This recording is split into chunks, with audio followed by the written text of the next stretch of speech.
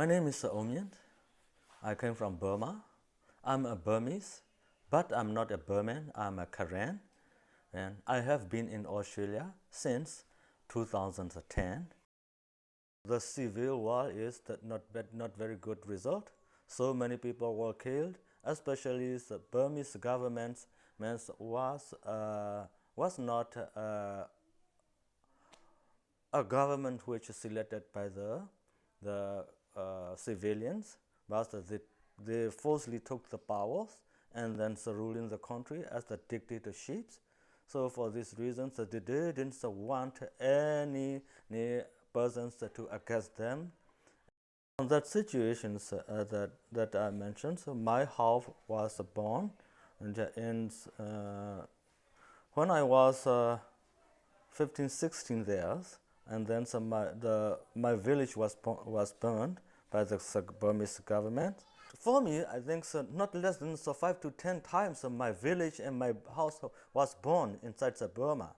So we have no very stable house, very stable village. We were called as IDP people. IDP means the internally displaced people. And then I separate with my family, and because I'm a young people at that time, and only I 15, 16, maybe it's nearly like you. And then my parents told me you should leave, you should not stay at home. Because they are focused on especially the young people to be KNLA who fight in the camps. So they always killed. So then I left my homes, and then I fled in the jungle. In 1979, I can contact with the current health and welfare departments, and then I joined, and I have got a chance to attend a training, like a basic medical training, and it's a 3-year course. And then when I finished that, I going back inside but the training was created on the Thai-Burma border. And then as soon as I finished this training course, I going back to IDP people. And then since that time, I'm going to be a health worker inside Burma. We entered the camps in 1994 because of that situations, as I mentioned, are very hard, and we can't continue to stay inside Burma, in the Burma side, and then we moved to Thailand, so out of my family, but so many other families, and then we entered a camp, name is Maramalon, and then I put my family there. After that, I went a little bit stable in 1995, and then I go back inside Burma.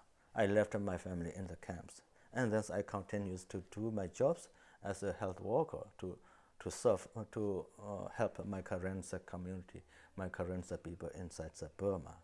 In the camps, as you know, in Thai-Burma border, in Karen refugee camps, we look like a camp arrest. We didn't have a chance to get outside the camp. We were paid by some fish paste, rice, chili, and salt. We didn't have any extra things.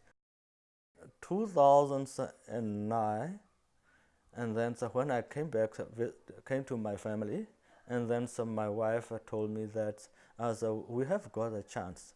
If we can move to the third country, it will be better, because our kids was getting the adult, and then bigger and bigger, and then we should think that their further life, right, their better lives. In 2010, and I just arrived in Australia, and then I saw there. First, I was called to the AIM, and there is a I have a consultant, and look after a house for me, and they sent me to the hospital and sent me to the bank, and then to make me some the bank up, and then we also call to the Salvation Army, and then give us some sort of clothes or something as to give us a lot.